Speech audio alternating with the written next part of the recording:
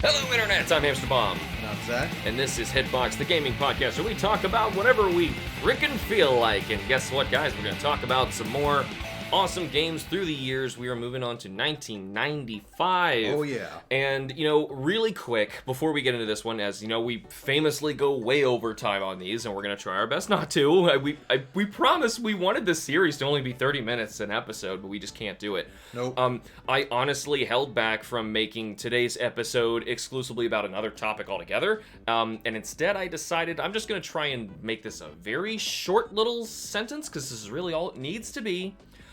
This is, as we're recording, this is very recently after the massacre in Texas, and almost every single time one of these horrific things happens in the United States, which is awful that it keeps happening at all, but there's always people who try to push the topic and blame something else. And video games is one of those things that gets blamed a lot. So I wanted to, just for a moment, make sure that you guys at least, maybe if you're the younger generation who doesn't know how to respond to that, at least be armed with the knowledge that there have been dozens of studies over the years that have proven that that is completely false. There is no reasoning whatsoever of why playing a video game would make someone violent. There's no evidence at all in almost any of those cases that it has anything to do with it. It's a way to avoid the actual topic itself. And that is what we're not going to get into, because that's the kind of dicey political stuff that people are trying to get away from and they're playing video games for to begin with. So if anything, It's the opposite. So we have some really cool stuff in 1995 that we can't talk about. There's some really big stuff that happened this year. One of them's called the Sony PlayStation, and we will get there. But first, we have a couple games that we want to showcase that we can't actually play with you guys today. Right. So we're gonna call this, what was this, our rapid fire. We're gonna try our best to get through this. Pew pew pew. And speaking of pew pew pew, how about some Time Crisis? Oh my god, Time Crisis. I love Time Crisis. You ever played this one? I think so. I actually went back and watched some footage just to remind myself of how the game worked, and it looks so familiar. I bet you I played this. Oh gosh, this is one of my favorite arcade games, if not my favorite arcade game of all time. Yeah? So you are the one-man army, Richard Miller, Yeah. who's going in to save the daughter of the prime minister of a fake island nation. Yeah, just some lady. That doesn't even matter. No. All it really matters is you have a gun and there's people shooting at you. Right, and the thing is, this is another light gun game that Namco really perfected, and the thing that really separates this game from all others, Time Crisis has a pedal on the cabinet itself that you actually physically depress, and you can actually, in-game, you stand up and you can take shots. You release it, you go back into hiding, and that's how you reload. Yeah, which is really cool, because, Yes. that's, as opposed to, House of the Dead, where you're just constantly on rails the entire time, which is what I'm more familiar with playing. Right. That you're really just kind of screwed. And I think for those, you had to shoot away from the screen, by the way. Correct. Because they didn't really have any more buttons. That's all you Yeah. could do. So you're like, pow, pow, pow, boom, 1, 2, 3, 4, 5, pow, 1, 2, 3, or whatever it was. Yeah. You just, get used to shooting off screen. But yeah, making sure that you can actually, dodge attacks. People are, shooting at you, throwing knives at you. There's boss fights. And there's also, what was really cool about this one, there's, similar to House of the Dead and the other rail shooter, light gun games. Yes. They're all, one continuous long corridor that you're going through. It's, this big cinematic run. But there's also acts in this. And the acts are really just, a checkpoint. And it keeps going after that. It doesn't even really stop. If anything, you just get, a cutscene after you finish, 3 acts, I think? Yeah, there's 3 acts per zone, and then there's 3 zones altogether. Right. Yes, and I liken this to basically the last third of an action film where you're going into the castle. You just start at the action. Yes, exactly. And it's it's really well designed too, because it's there's a clock tower as its main icon in this, and it's at various points in the game it's always visible, so you always see your goal as you're going through. Yeah, there's also a really cool instance later in the game where the whole thing's demolished and you Yes. I mean, 3D graphics alone back then, this is really cool looking. Like I said, this is the first year that the PlayStation even exists. So for arcade games to get this good looking, remember we were just talking about Virtua Fighter before. Yeah, right? I mean, if anything, Myst was the best looking game we've had at this point, but those are just still frames. Yeah. this is fully moving. This is really amazing looking. Yeah, it was real time, but yeah, it's a phenomenal game. If you can find it, play it, please. It's so good. So here's one that we actually have access to play for you guys, but just for the sake of time and like switching back and forth so we don't get super distracted by anything, we're going to try and add Comic Zone to our rapid fire. So this is just the Sega Genesis? Yeah, just a Genesis game. This was made by Sega Institute of America. I think this was like Yuji Naka's American branch in Sega at the time. Yeah. But it is a side-scrolling beat-em-up. You play as a comic book artist who gets sucked into his own comic book, and you get superpowers. Yes. And the thing I like about this game is... This is actual gameplay that I'm showing here. Right. I was trying to find this, because it's so hard to showcase how this game works, just because it's so weird. Right, because like you're going to different screens, but they're treated like different comic book panels. Right. You actually jump from panel to panel. It's really cool. So you can actually buy and play this now on the Sega Genesis Collection, or the Classics Collection, whatever they call that, on the Nintendo Switch, and I believe it's on Steam. The only... In the game, like, let's just talk about the good stuff first, because I'm going to complain about this game. Oh, no, there's plenty to complain about, unfortunately. It's an unfortunately flawed game, because I feel like the concept is awesome. Yep. The graphics are awesome. The controls and combos are awesome. It feels great. Oh, yeah. But this game is ball-bustingly hard and unforgiving. I don't even think there's checkpoints. No, so you only have one life and no continues. You got to get through the whole thing in one fell swoop, and this game gets difficult. Yeah, I would like normally get past like the first page and feel like, oh my god, I barely got through that. And it keeps going. It keeps going. Yeah. It doesn't refill your health or anything when you reach ends of pages. Nothing. Nope. You have to find an item to heal yourself in each zone. Another thing that's really cool about this, I don't want to keep cutting you off, but it's a really cool game. Yeah. So, yes, there's like panels all over a large comic page, right? And you'll have the option, do you want to like jump down to the next one, like by going under the manhole, or do you want to leap through the window and go to the left? And based on which route you take through the page, you can actually like strategize what you're doing. Maybe you're going to find certain items that you'll use later. It's so weird. Like the ideas are there. If this game just had infinite continues, this is an outstanding game. And even though you have it on the Sega Genesis Collection where you can, reverse or save state, it doesn't fix the game because you're going to get hit. I don't know. It's like they didn't play test it. Either that or they did, but again, the rental market, they wanted to make it so that way little Jimmy couldn't beat this in a single weekend. Which sucks, because imagine what kind of impact this game would have had if people were able to beat it and just everyone got to talk about how cool this game was, because it's so cool. Yep. But you can't beat it. No. Have you even beaten the first page? Yeah. It's hard. It is very... Beating the first page is hard. I played it on, like, the PS3, and I didn't even realize there were save states on that version. Yeah. So I just kept practicing. Well, yeah, it's the only way, and you gotta remember, like, what's the best route or the safest way just to get through each page, and just trying to deal with little things like even a mouse running on the floor can kill you. Even though he is your friend and he can help you. Yeah, the game is unforgiving. It's very unforgiving. But, like, the backgrounds are so well animated. Like, the way that the sprites move, it's like a really, really well-refined 2D action fighting game like Street Fighter. But it's supposed to be like this grand comic adventure. And we don't have anything like this anymore. I would love to see this come back. This I would too. Yeah, this would be one of those games that would be really, really... a nice revitalization, I think. It needs it, because this is just... Its own entry is not fair to the game at all. It's like, people are going to pick this up, go, whoa, this is really cool, I'm liking... Oh my god, I'm dead? Yes. Oh my god, the title screen? Yeah. Are you... No, what did I miss? There's something wrong here. No. I missed like a 1-up or something somewhere. No, that's it. That's it. It's like they accidentally took out this feature. It is. I think I heard somewhere that maybe in like development that there was actually supposed to be a continue feature and they were forced to take it out, but probably. I don't know. Like we said, the rental market, it's been a thing. Yeah, so, was a thing. One more, if you call these rapid fire. We're doing our best. Trying.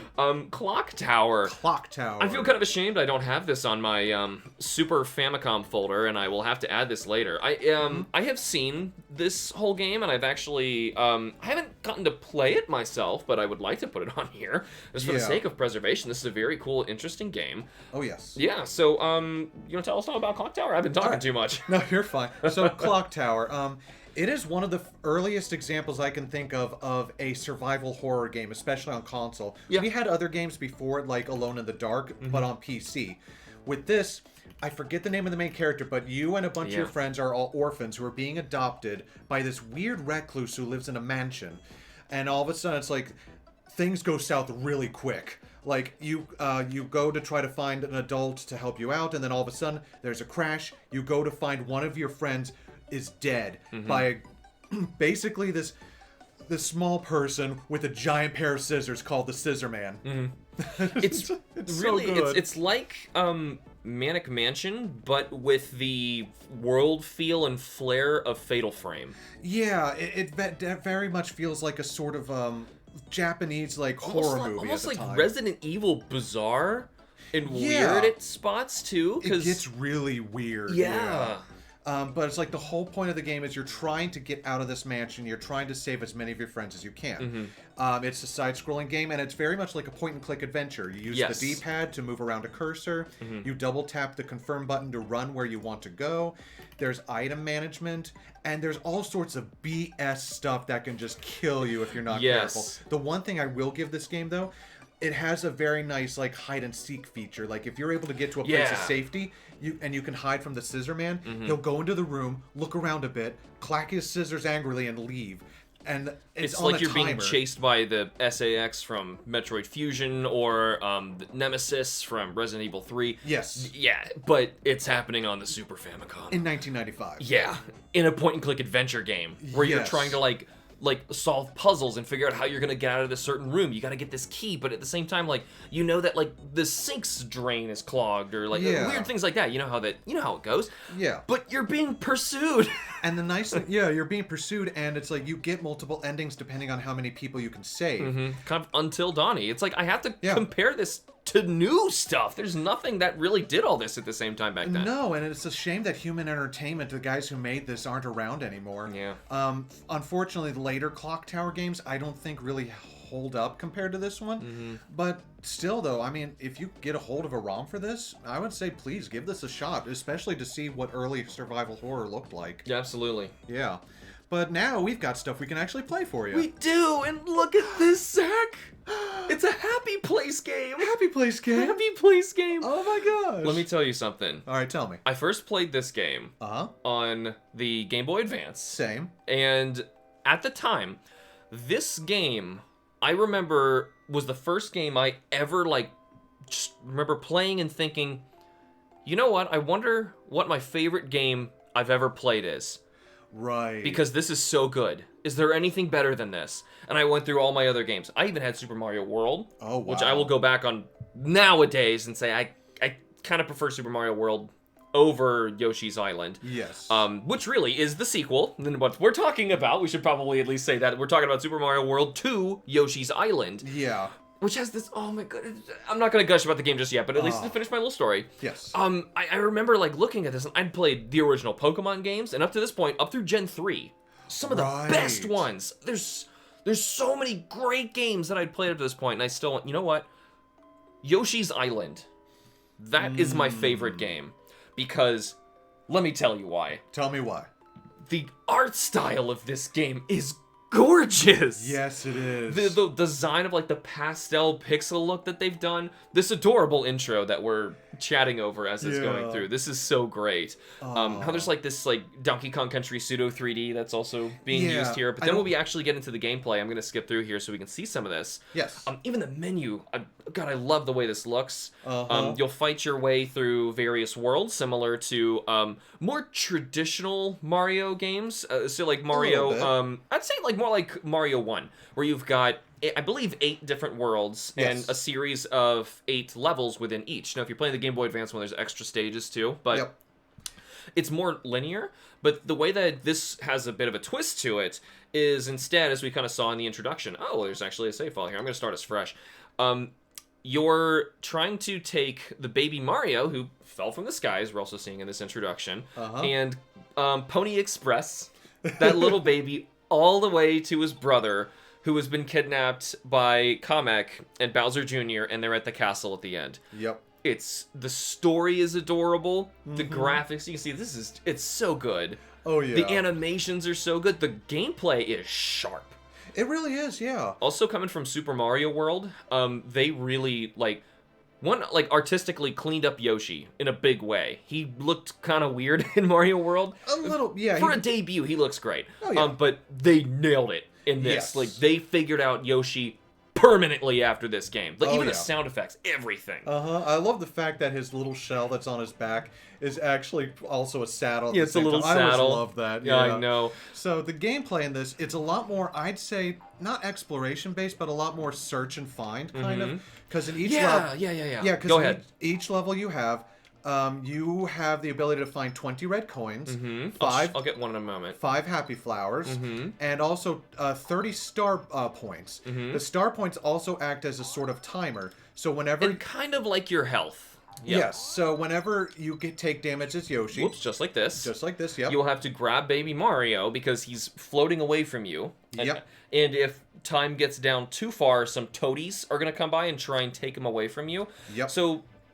what's weird about this game is Yoshi is invincible. Yes. Unless you step on spikes or lava or fall in a pit. Yeah. Then, because you both go down together. Right. But you're going to have to grab Baby Mario, and there's many ways to do this. Yep. Gonna kind and let of course them get the annoying... the crying. Yep. So, the toadies were actually not coming by. But now you can see my health will slowly go back up to 10. Yes. Because it'll rest at 10. If I find any the star flowers... You can go up through, I believe there's... Oh, we were just in the introduction, right? That's not the first level. Right. You'll find star flowers that will increase your HP. Yep. I'll say HP. Yeah, I mean, it'll increase your timer / HP, basically. I love the little art, too. It reminds me almost like of Bioshock, that cute, specific stuff that... Yeah. And look at this, like, even like the little butterflies and the clouds in the background. Yeah. The parallaxing. Exactly. Now, There's so much character to this game. I don't remember if this actually used the Super Effects chip or if it actually used, like, an extra... I knew it uses an add-on chip, but for the life of me, I can't... it uses something. I forget what. Yeah. There's also the egg-throwing mechanic. Right, which is a staple of any Yoshi game. Which this really is the first Yoshi game. It's just weirdly classified as a Super Mario World game. in the same way that Wario kind of got his own series awkwardly spun off of Mario Land games. But I don't know. There's, like you said, there you go. There's some red coins. So you can actually identify... You can actually... There we go. Here's some of these too. Yep. You can even identify some of the red coins because their tint is different. Yes. I was going to showcase that, but that guy, he only gave me so much time. Yeah, they have like a little red hue on top of the gold of them as well. So you can't see see this. Many alternate ways that you can progress. I just fought my way into an extra little hidden cave area. Yep, which has more red coins that needed for 100% completion, because the way you unlock the bonus stages is based on how much you find in each and every stage. Like if you have 100% in a certain amount of stages, you will be able to get more stages unlocked. And in the Game Boy Advance, once you beat those stages, you actually get more stages that were exclusive to the Game Boy Advance version. I tried going for all those as a kid. I never could get them all. I never got all of them, but I sure got a lot. Yeah. I didn't know you could actually throw the little shy guy into the flower. I'm telling you, I was so good at this game. Oh, dude, see, I just kept bouncing eggs off the ceiling into the flower. You could do that. Also, if you bounced your eggs off of the ceiling and the walls, you'll notice that they will change color. Yes. And you can collect them before they shatter, and then you'll have like a better egg. They'll have different effects based on what color the egg is. Right.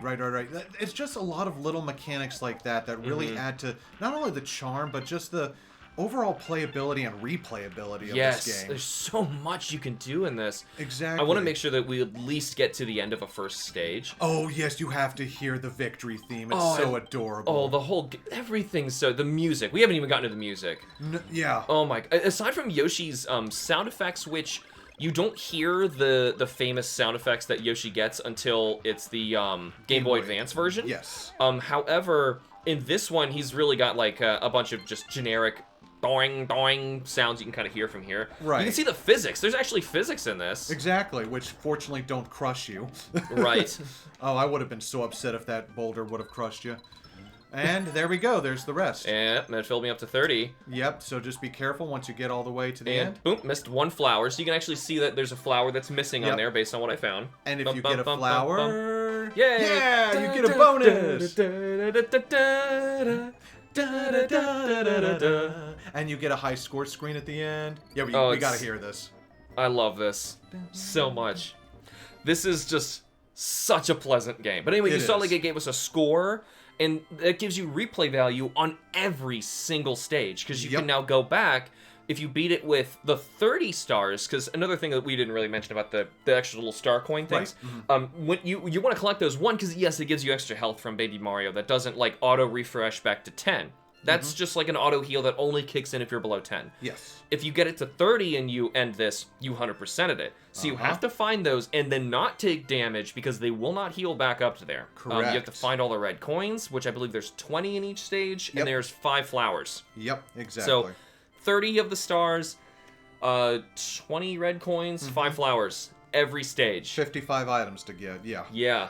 And so that's the nice thing. It's like, if you just want to blaze through the game and get to the end and kick the crap out of Baby Bowser, then yeah, you can easily do that. You also have Mario 3 style minigames. Yep. This one, the way this works, you can like keep throwing eggs at these until you're feeling content that you got enough stuff, because you don't want to hit a comic like I just did, and you're booted out with nothing. Is it comic or Kamek? I've always said Kamek. I'll go back and forth. Yeah. So you can just kind of see even this adorable thing on the bottom menu, the little like crayon drawings. Yes. The Yoshi we just played as hands off Baby Mario to the next one, and now that color Yoshi will now continue and play the next level, and they will keep going. So based on whatever stage world you're in, that color Yoshi is always, like, light blue is always 3. Yep. Green is always 1. Dark blue is always a castle. Yep. Every time. So I just love this game. Those little details really add up to such a charming game, and it's like I don't think a lot of modern Yoshi games even come close to this one, personally at least. I have played Woolly World, Crafted World. Yes. They're just not, I mean, they're close.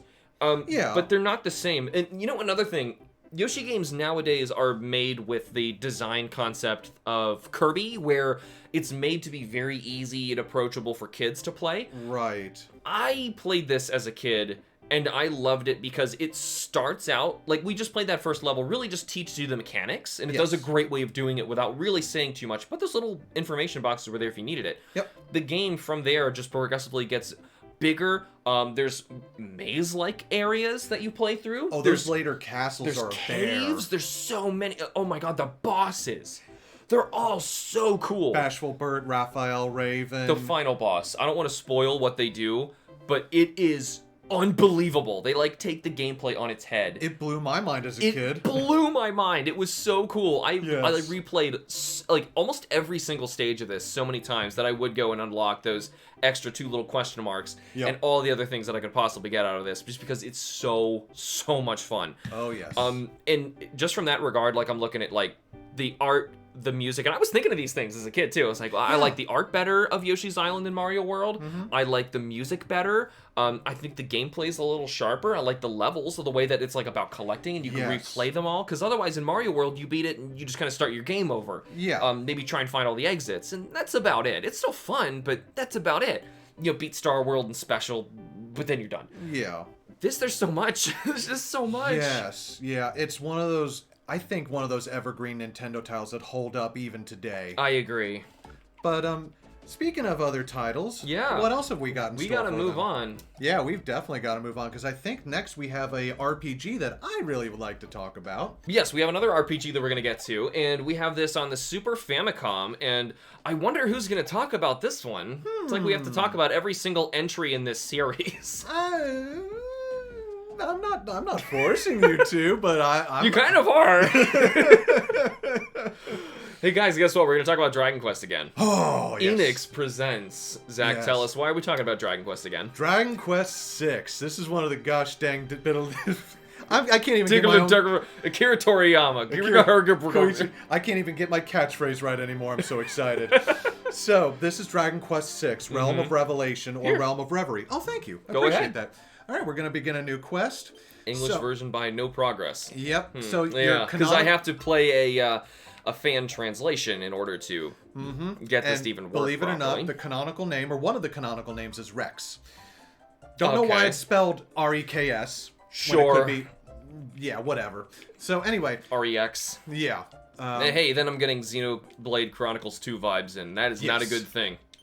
Oh, that's true. Yeah. So you play as a kid who's having a sort of dream where you and two companions are on a mountain about to go and face the archfiend of this world. Oh, the glow effect from that fire is so well done. Yes. That's so hard to do. Glow, right? In pixel art. No, I did not sleep well. Thank you for asking. Yeah, well, this is not going to turn into a Let's Play of this. I'm going to have you mash and try and tell us why it's so great. Well, the big thing that separates this from a lot of other games, not just Dragon Quest games, but other RPGs, it has a dual world system. So there's a light world and a dark world. Later on in the story, because of a self-sacrifice, you fall through a hole in the world that leads you down into a phantom-like world where you turn into a ghost. Nobody can see you. So you're trying to figure out, where did this hole come from? Why are there two worlds? And why are you having dreams like what you're seeing here? And so that's really the whole part of the first part of the adventure, is that it's very linear. You're going through and doing a lot of cool stuff. And then after you beat what you think is supposed to be the final boss, the game truly opens up. And you are going through a huge open world, trying to find a bunch of MacGuffins in order to be able to slay, of course, the true final boss. It's interesting how the parallels with this in Final Fantasy VI. Yes. Weirdly, even the same numbers, jumping to this console at the same time, it's so weird. Yeah. Well, 5 was also on here, but it's weird. Like, I mean, like, even the beginning of Final Fantasy VI looks like this. Yes, exactly. And it has like even some similar tropes to it. Exactly, yeah. Well, because I think the thing too, if I remember correct, the original goal that the Final Fantasy team had was to try to beat Dragon Quest at their own game, which in some regards they did a really good job. But I don't know, I like this game quite a bit. I played the DS remake, which added some more content and all that. Because the thing with this game, it was delayed quite a bit. I think it was like a $100 US game at the time of release. Ouch. So that was like 1,000 or 10,000 yen or something like that at the time. That's expensive, but people bought it up. But it's a really good game. Keep in mind inflation too. Yes. The one thing I will say too is that I don't think that the two worlds were integrated all that well. Like, you kind of you don't really go back and forth solving that many issues. You and like the issues aren't connected to the real world and the phantom world. You solve a problem in the phantom world, problem is solved. You solve a problem up in the light world, problem is solved. The story kind of loses track of itself in the midway. So like, it's a very almost linear, very story focused open half.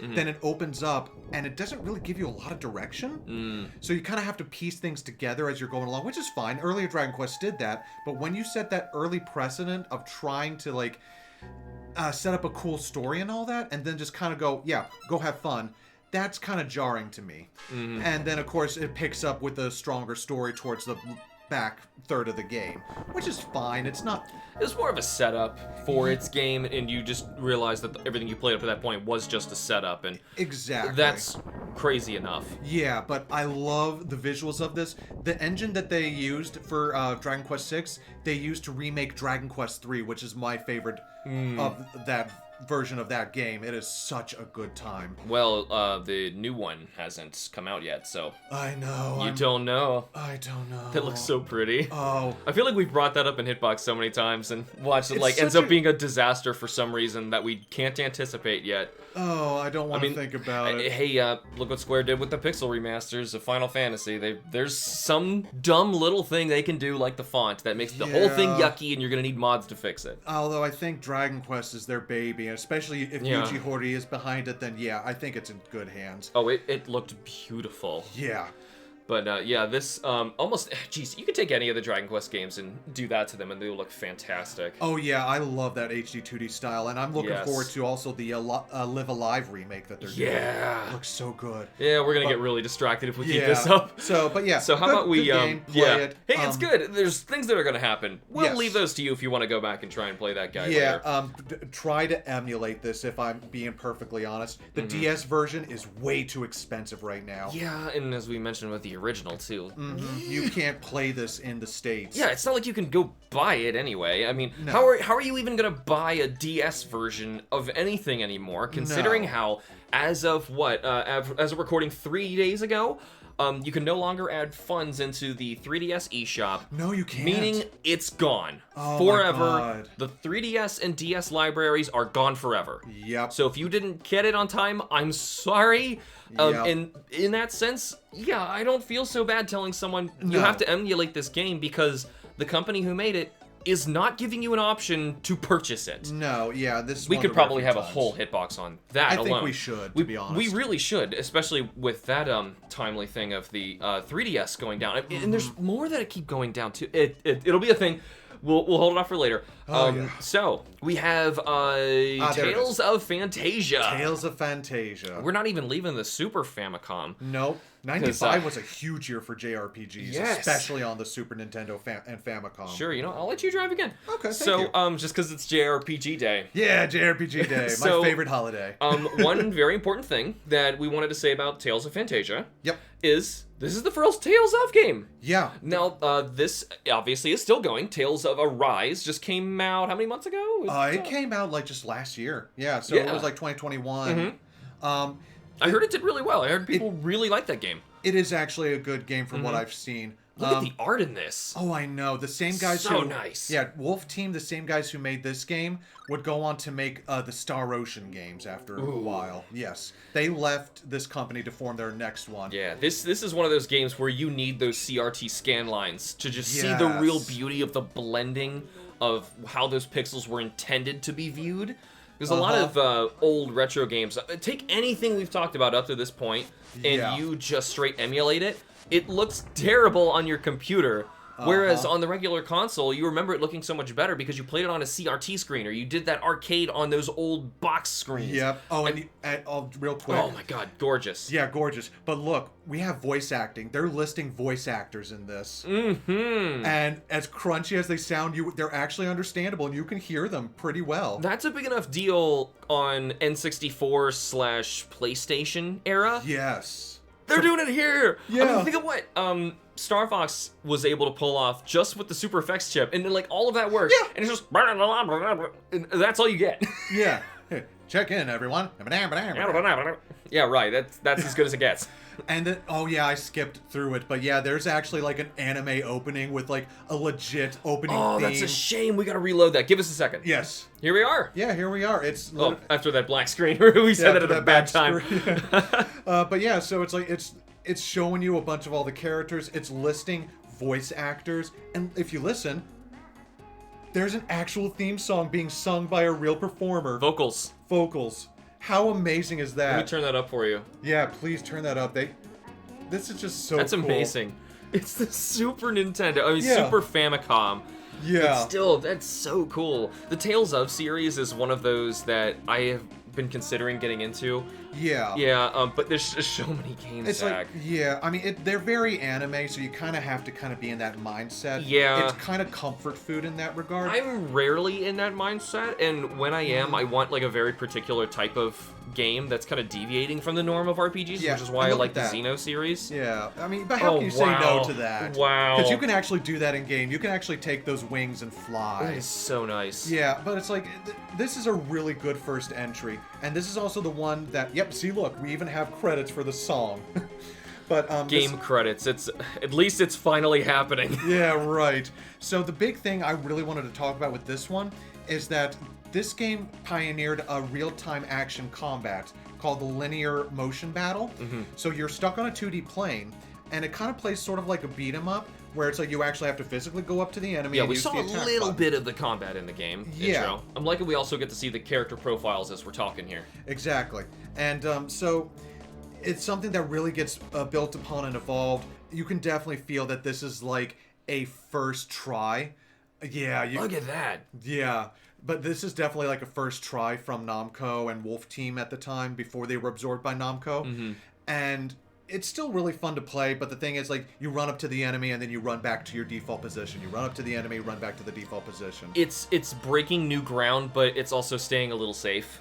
Yes. So, Yeah. now the further more games they do, they're gonna start trying more and more stuff. Oh, I don't yeah. know if we're gonna keep going back to the Tales of series as we talk in our series of There's one episodes later, maybe. There's but one I'd want to mention later because it was the breakout title in the States, but That is important. Okay, yeah. Because this is really just, we wanted to mention, okay, this is the first time that we're having Tales out. And this isn't even the first Tales game we get in the States. Right. This was Japan only, as you can see. Which is why I have to use, yeah, exactly, another fan translation. But now, since it's JRPG Day, we can talk about one another we both JRPG Day, and this is one that they didn't give you, I believe. I don't think so, because I think Square... Of course they didn't. No.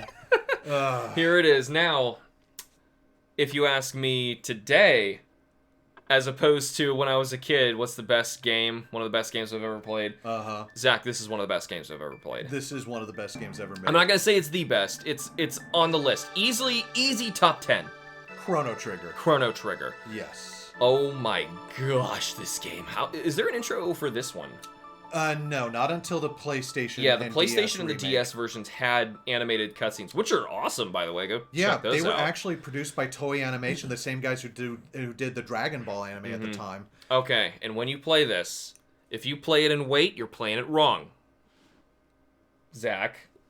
I don't know what you're talking about. You're playing and wait, you play it wrong. You play in active style. So basically you're playing with Final Fantasy's real-time battle. Yep. And our name is Chrono. Of course. Of course, because it just has to be. And here we go. Oh my god. How do we describe this game? Very quickly. Like, not in an entire episode on itself. I don't know. Why is Chrono Trigger so great?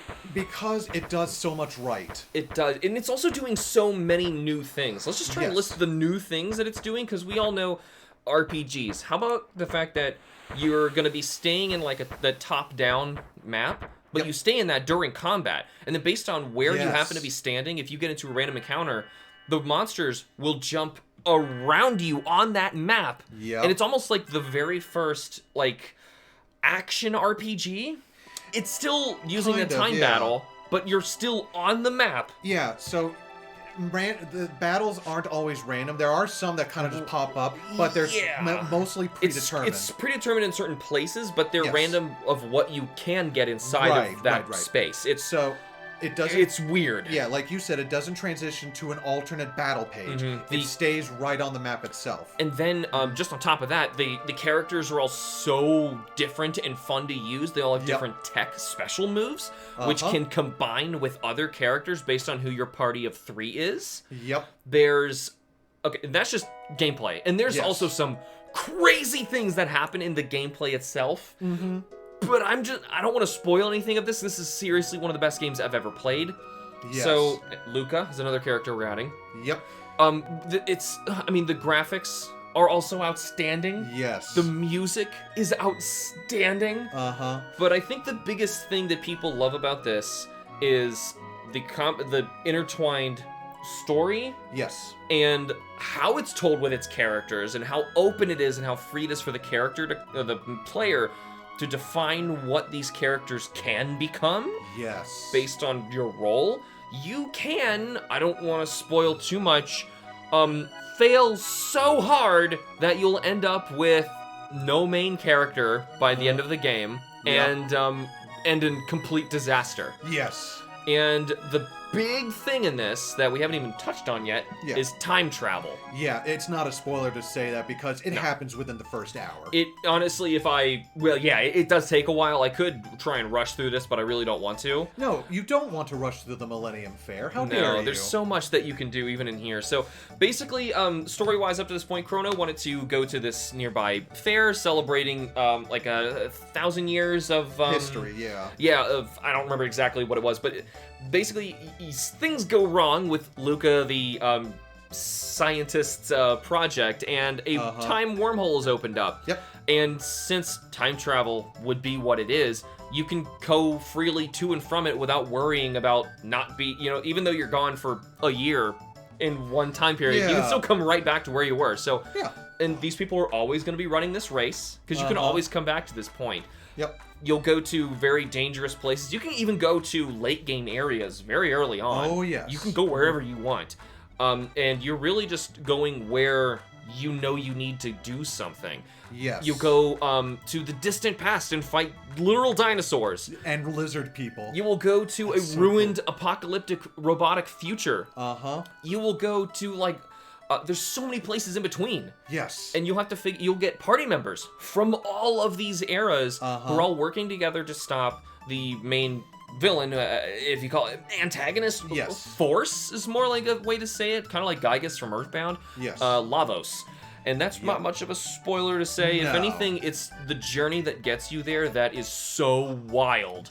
Yes. I don't want to tell you anything more about it. Just take my word for it. This is outstanding. A phenomenal game. Outstanding. One that also deserves its own episode, I think, as well. It absolutely does. I have been putting off reviewing this because I will spoil this. This is probably going to be 2 10s when I review this. Wow, really? It might be that good. Good. I'm Still not my favorite RPG, but if it's... Dang it if it's not one of the best. Yes, The just for absolute best. what it's doing. And if anything, were it not for Chrono Trigger, how do we get Xenoblade? How do we get all those RPGs where you have that active time battle, but it's all based on where you actually are? It's almost like this game is like the first 3D RPG that we know nowadays, but you're playing it on the Super Nintendo. It's unreal what they were able to pull off on this. No, Square had the money and the time, so that's the thing. Another important character. Yep. And also, too, all the choices you do at this fair matter. They do. Which is funny. I did not expect it the first time I played this. And you will actually come back here later to try and save a very important character. With a very, very weird and creative way. And it's outstanding. It is so good. It's so good. Yeah. So, I don't really... God, I feel like we didn't even do it justice with that. And no. We could gush about this game forever. But just like we mentioned, we're going to need to have a full review on this at one point. If anything, I haven't reviewed it yet because I'm intimidated by this game. It is well, what can you say that hasn't been said? Well, it's that, but how do I describe this to someone who just has heard Chrono Trigger is great? Yeah. There's no... I mean, you can play this now on Steam, by the way. Yes. So it's not like it's inaccessible, but it's like a Super Nintendo game, and people need some convincing, especially the younger generations, right, to go back and play something like this, because unfortunately, older games like the ones that we're talking about in Hitbox are considered like outdated, or why would you play that anymore when you can play Overwatch and or the New Horizon, or why aren't you playing? The list goes on of any of the newer stuff, and I just kind of roll my eyes like, oh, you don't know what you're missing. Right, exactly. No, especially with this. I mean, when they say they had the dream team on this game, they had the dream team. Absolutely. As well, so. Absolutely. And the reason, actually, that I wanted to play Final Fantasy VI so badly is because this game was so good. Yes. And I know a lot of Final Fantasy VI is still, like, really, really great from what I've played. This game just hooked me so much harder. And there's so much more to it that I just don't see other games doing. I also, we're probably not going to talk about Chrono Cross. No, it's a very good game. It's still a good game, but this is the one. Yes. This is the one. This is like the definitive time travel game. And I just really wish we had like a new version of this. A really clean, outstanding version of this. Like, bring up that remaster again. Yeah. The nice pixel remaster.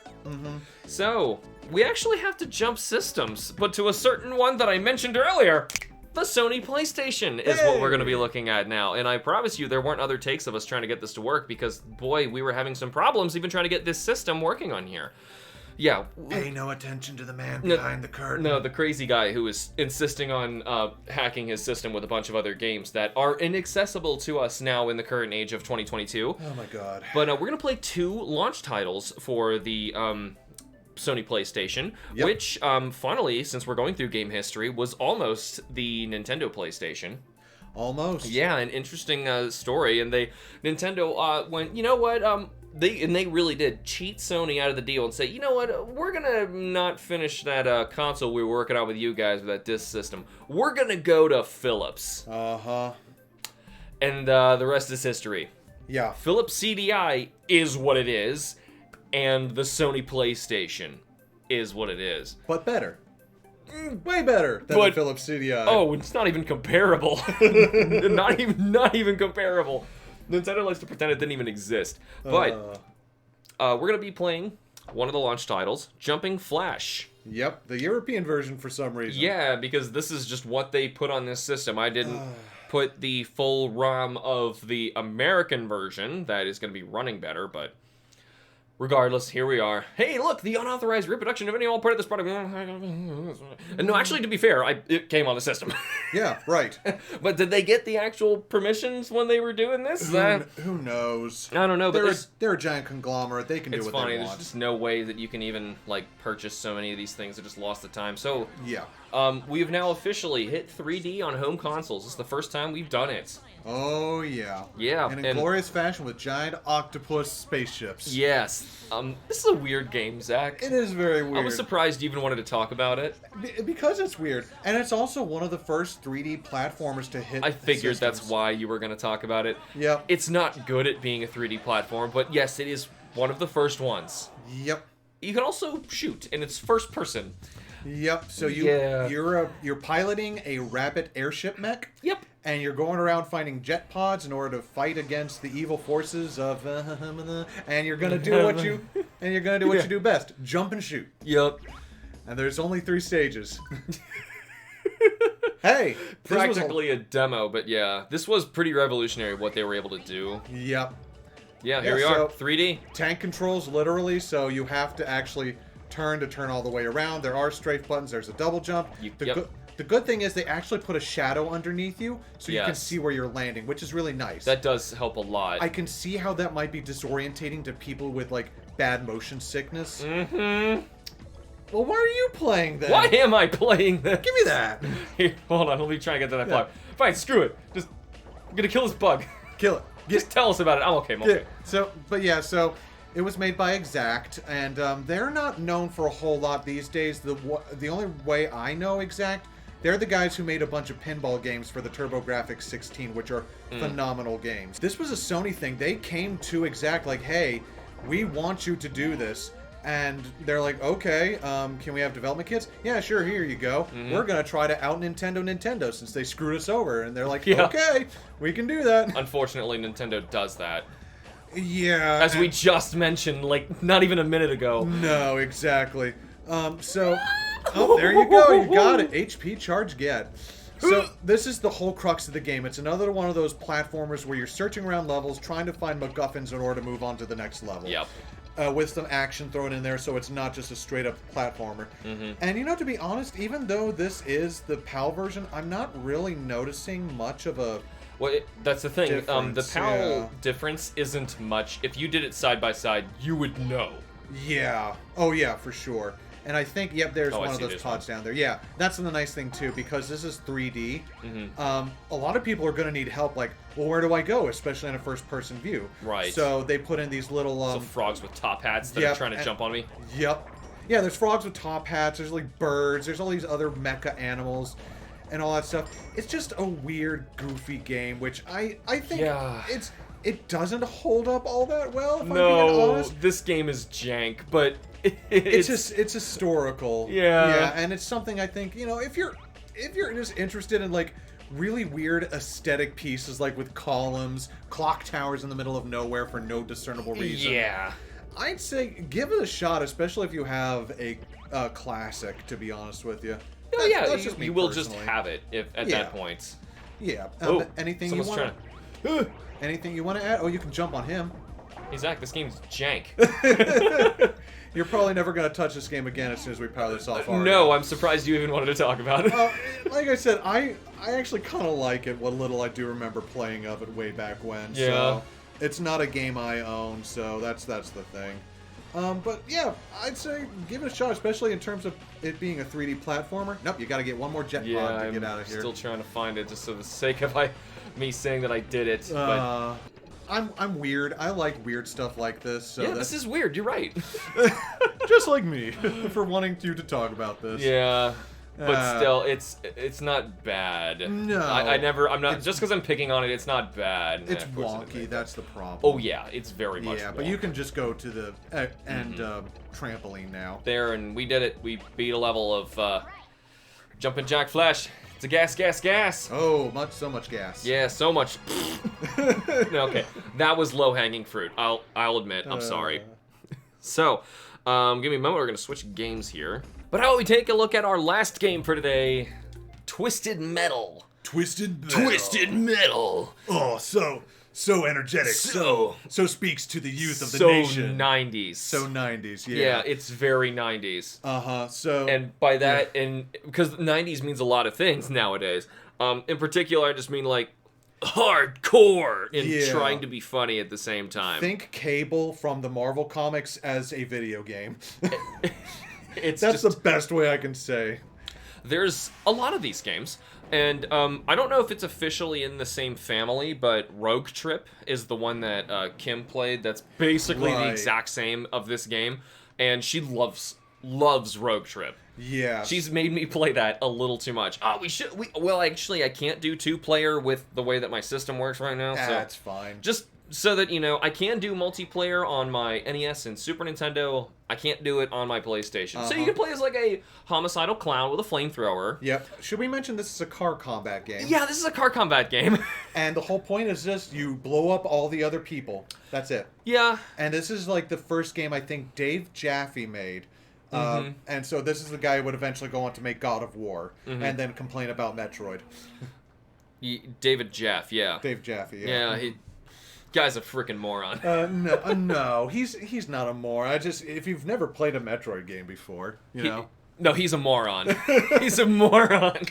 I see. Because the problem was, okay, I don't want to tangent this too bad. The problem was, yes, he made a rant about being too stupid to understand a very, very simple thing in Metroid.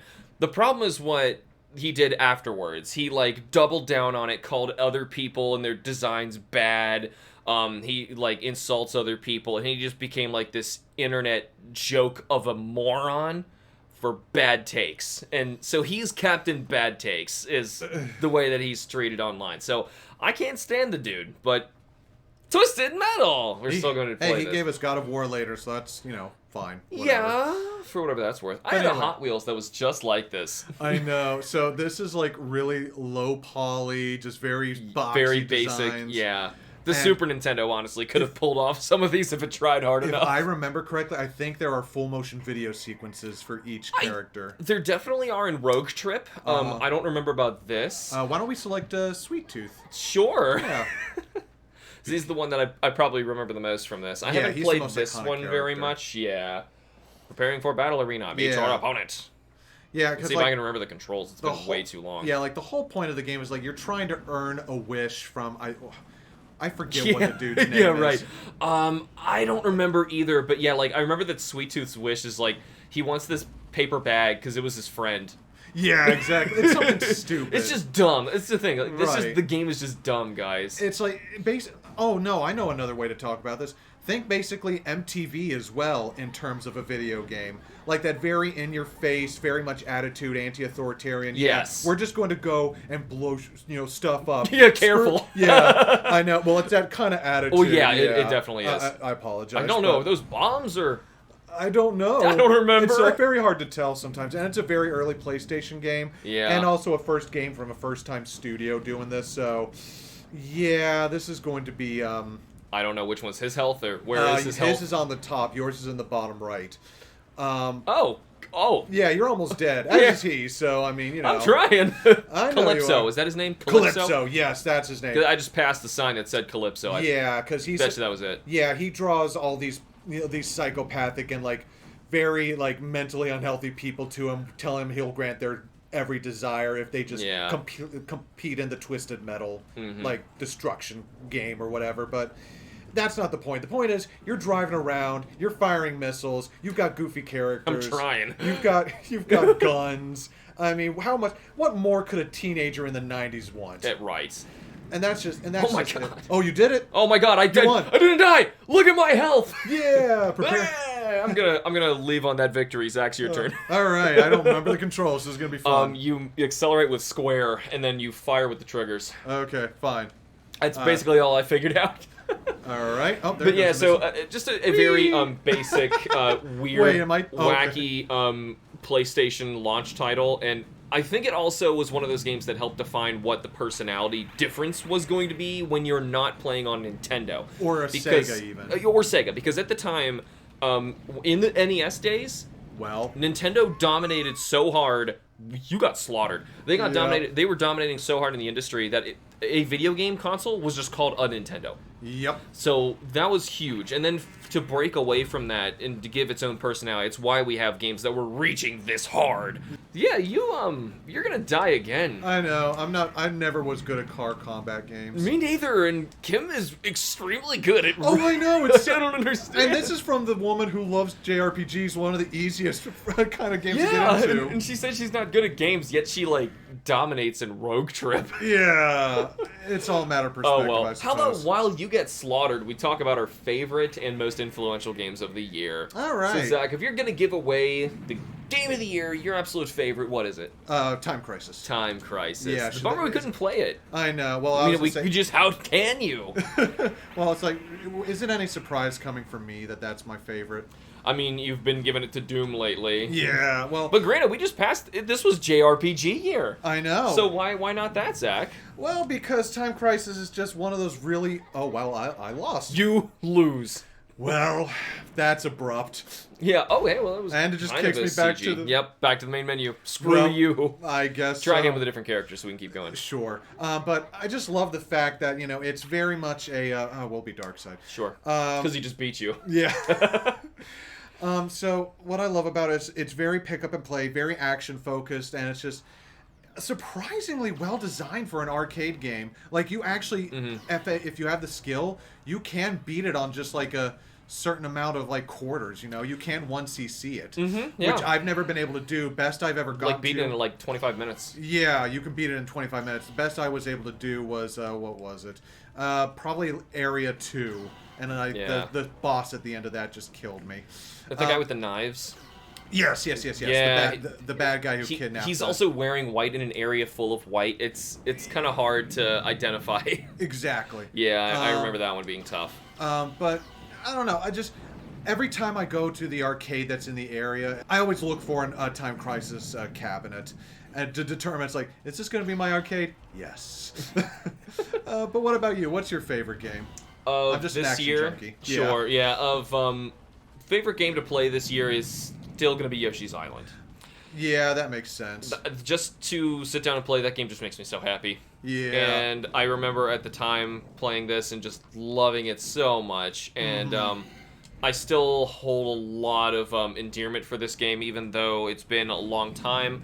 And I still have actually not even unlocked all of those levels. I've not really gotten the drive to, but I do like knowing that I can always go back and do more. Yeah, exactly. Yeah, like we said, everything we said before, the art, the music, the gameplay, everything, it's just outstanding. But we do this twice, Zach, just like in Playing With Myself. I'm not satisfied with a single winner of something, so how about we do the influential, what do you think's the game that did the most damage to the industry in a good way? Well, I mean, What if had the we're best going to talk impact? about damage to the industry, Clock Tower. There, Clock Tower. Yeah, just because... Another not a JRPG during JRPG year. What's wrong with you? You're letting everybody down. Many things. Do you have all day? Well, you know what? Not anymore. We're running out of time. But... Next time. Next episode of HitBox. Everything wrong with Zach. Oh, gosh. Prepare for a 3-hour video. Yeah, we're going to forget to make that video because it's going to be on Zach to remember. Oh, my And that's Lord. one of the things wrong with Zach. Did you just kill that guy? I think so. Maybe. I don't know. It's Hey, hard to welcome tell. to the PlayStation. But anywho's. So, anyway, I just... Clock loved it. Tower. Yeah, Yeah. Clock Tower.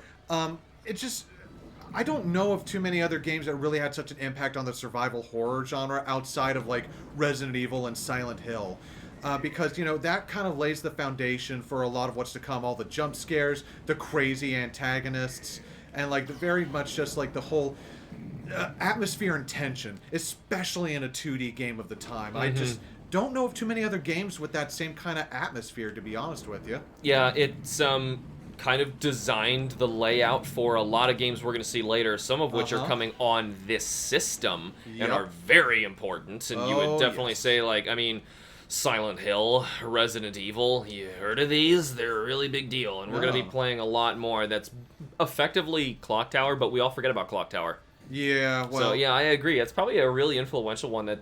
It, like, got the ground running to make the other games that are, like, the ones that we give credit to that genre for, but Yeah. people kind of forget about Clock Tower even existing. Yeah, I know, it's sad. That was not an enemy. Well, he was now. He was in your way, though. He was in my way. You seem to be leaning a little bit. Just a little bit. Just a little. You might want to get one of your tires fixed. What about you? What's your most influential? Influential, I gotta say, is Chrono Trigger. Yeah. Just as I was saying before, it's almost like the first action RPG. Uh-huh. Even though, wow! Whee! You can do Nice. sick tricks. I didn't even know you could do that. I didn't either. We just found I out think together. it was an accident. But yeah, Chrono Trigger, just in terms of an RPG, I feel like has moved what RPGs should be in the future, and have like shown developers you can do so much more with this. It doesn't have to be the move forward, move back, move forward, move back, Right. choose your moves and move on with your life. You can do so much more with an RPG, and you can do so much more with storytelling. You can do so much more with like how your art style and your music influence how your story is told. You can do so much more with games in general, and I think that's what Chrono Trigger just does an outstanding job in doing, and should be remembered for. Exactly. Among many things. But Oh, yeah.